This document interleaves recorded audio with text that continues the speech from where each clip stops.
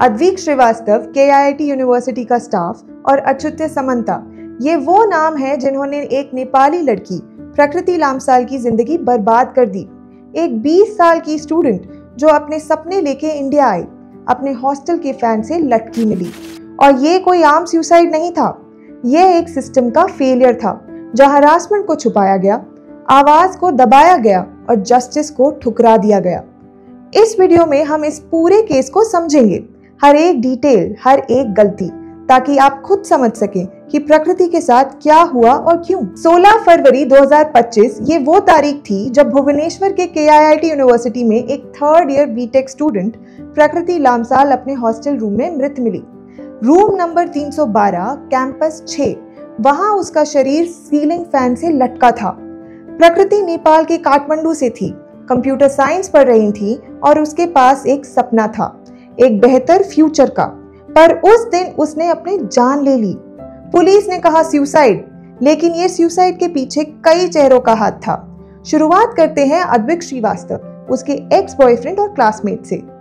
अद्विक एक mechanical engineer student Lucknow से प्रकृति के साथ 3 साल से रिलेशनशिप में था, पर जब वो अलग हुए अद्विक ने उसको छोड़ा नहीं, उसने हरासमेंट शुरू किया। एक ऑडियो रिकॉर्डिंग एक्स पर वायरल हुई, 2 मिनट 13 सेकंड का क्लिप, जिसमें अद्विक प्रकृति को गालियां दे रहा है, तुम कुछ नहीं हो, अपने आप को खत्म कर दो जैसे शब्द बोल रहा है, और प्रकृति रो रही है। उसके दोस्तों ने कहा ये टॉर्चर दिसंबर 2024 से चल रहा था। प्रकृति ने अद्विक के मैसेजेस, कॉल्स और ब्लैकमेलिंग के प्रूफ, स्क्रीनशॉट्स और लॉग्स इंटरनेशनल रिलेशन ऑफिस को दिसंबर में दिए थे, पर IRO ने कहा ये पर्सनल मैटर है, हम कुछ नहीं करेंगे। प्रकृति के पास एक डायरी भी मिली जिसमें उसने लिखा था कि अद्विक की वजह से उसका जीना मुश्किल हो गया था।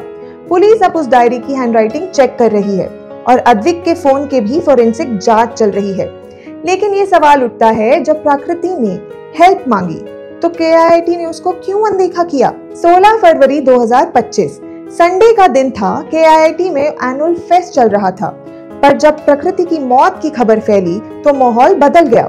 नेपाली स्टूडेंट्स जो वहां 1200 के करीब हैं, गुस्से में हॉस्टल के बाहर जमा हुए। उन्होंने कैंडल्स जलाए, पोस्टर्स लगाए, जस्टिस फॉर प्रकृति, और कहा कि यूनिवर्सिटी ने अद्विक को पहले रोका होता तो आज ये दिन नहीं आता। 500 से ज्यादा स्टूडेंट्स ने इन्फोसिटी रोड ब्लॉक कर दिया और कैंपस के गेट पे धरना दिया। पर KIIT का जवाब क्या था? 17 फरवरी की सुबह उन्होंने एक नोटिस निकाला, कैंपस बंद है, सारे नेपाली स्टूडेंट्स 24 घंटे में हॉस्टल खाली करें।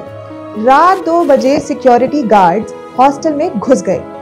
स्टूडेंट्स के मुताबिक उनके बैग जबरदस्ती उठाए गए और 10 बसों में बिठाकर कटक रेलवे स्टेशन छोड़ दिया गया, 30 किलोमीटर दूर, बिना किसी टिकट या पैसों के। एक स्टूडेंट ने एक्स पर वीडियो डाला, स्टाफ बोल रहा था हम 40,000 स्टूडेंट्स को संभालते हैं, तुम्हारी कोई औकात नहीं। एक और बोला नेपाल के GDP से ज्यादा हम तुम पर खर्च करते हैं। ये शब्द सिर्फ इंसल्ट नहीं थे, ये डिस्क्रिमिनेशन था। पुलिस ने ये इंसिडेंट देखा और 2 केसेस रजिस्टर किए। एक प्रकृति के कजिन सिद्धांत सिगदेल की कंप्लेंट पे अद्विक के खिलाफ अबेटमेंट ऑफ सुसाइड का, दूसरा स्टाफ के वायलेंस पे। लेकिन KIIT ने स्टूडेंट्स के साथ खड़े होने के बजाय उनको निकाल दिया, ऐसा क्यों? अब बात आती है अच्युत्य समंता की, KIIT के फाउंडर और BJD के एक्स MP। समंता ने 1992 में KIIT शुरू किया।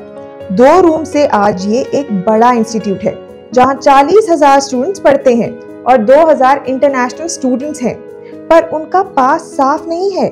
ओडिशा में उन पर एलिगेशंस हैं लैंड ग्रैबिंग के, जिसमें उन्होंने फॉल्स एफिडेविट से जमीन हासिल की। 2018 में वो राज्यसभा MP थे। 2019 में कांडामल से लोकसभा जीते, पर 2024 में हार गए। पॉलिटिक्स से रिटायर होने के बाद भी उनका इन्फ्लुएंस बड़ा है। प्रकृति के केस में समंता का नाम इसलिए आता है क्योंकि KIIT के रूल्स उनके कंट्रोल में हैं।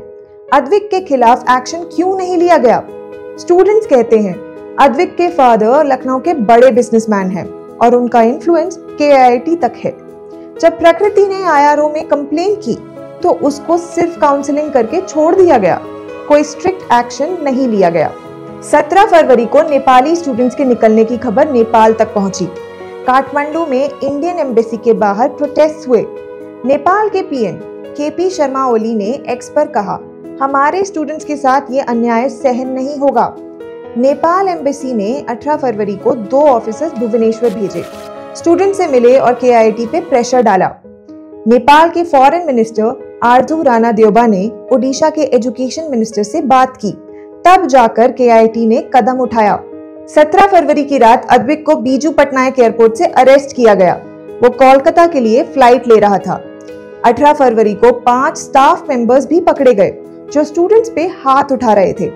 केआईटी ने 19 फरवरी को एक अपॉलजी लेटर निकाला, हमें अफसोस है, और एक स्कॉलरशिप अनाउंस किया प्रकृति के नाम पे। समंता ने प्रकृति के पापा सुनील लामसाल से मुलाकात की और नेपाल के मिनिस्टर्स को फोन करके सेफ्टी का वादा दिया। पर ये सब नेपाल के प्रेशर के बाद हुआ, वरना क्या होता। ओडिशा के सीएम मोहन चरण मांझी ने एक हाई लेवल कमेटी बनाई, एडिशनल चीफ सेक्रेटरी होम की लीड में, जिसमें समंता से जवाब मांगा जाएगा। अद्विक अब 3 दिन की रिमांड पे है। उसके ऑडियो की वॉइस टेस्टिंग हो रही है। अब तक क्या पता चला? प्रकृति लामसाल अद्विक के हरासमेंट की शिकार थी। ऑडियो, डायरी और दोस्तों के स्टेटमेंट से यह साफ है। केआईटी ने उसकी कंप्लेंट को दिसंबर में इग्नोर किया और 16 फरवरी को जब स्टूडेंट्स ने आवाज उठाई तो उनको कैंपस से निकाल दिया। अच्युत समंता के इन्फ्लुएंस ने शायद ये कवर अप को पॉसिबल किया। अद्विक को बचाने की कोशिश हुई, पर नेपाल के गुस्से ने प्लान बदल दिया। पर ये रिजल्ट्स के साथ बड़े सवाल हैं। केआईटी ने पहले क्यों नहीं सुना? अद्विक के पीछे और कौन था? और अगर नेपाल ना बोलता तो क्या जस्टिस मिलता? ये केस दिखाता है कि इंटरनेशनल स्टूडेंट्स के लिए इंडिया का एजुकेशन सिस्टम कितना कमजोर है। जब तक पावर वाले लोग हैं, आवाज दबती रहेगी। अभी ना जाने कितनी और प्रकृति लामसाल के जैसे सुसाइड केसेस हैं जो रजिस्टर तो होते हैं पर फाइल्स में ही दबकर रह जाते हैं। आपको क्या लगता है, प्रकृति को न्याय मिल पाएगा या फिर केआईटी के पॉलिटिकल इन्फ्लुएंस से ये केस भी बाकियों की तरह दब जाएगा?